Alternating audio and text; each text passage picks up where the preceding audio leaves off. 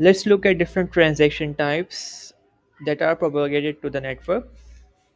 One of the most common transaction type is a simple payment from one user to another.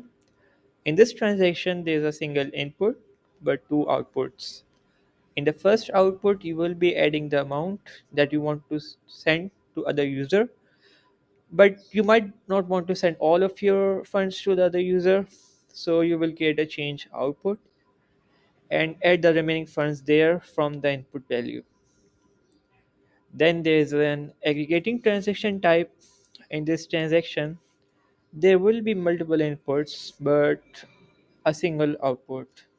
And this type of transaction is mostly constructed by different wallet apps. And the reason behind is that for one person maybe there might be too many outputs with very small amounts. So our wallet app will just clean these these small outputs and create an aggregating transaction to just get a single output. Then there's a distribution type of transaction. In this transaction, there is a single input but multiple outputs.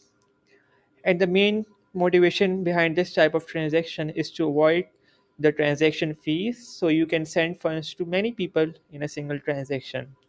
For example, there might be a company who wants to pay salaries to the employees.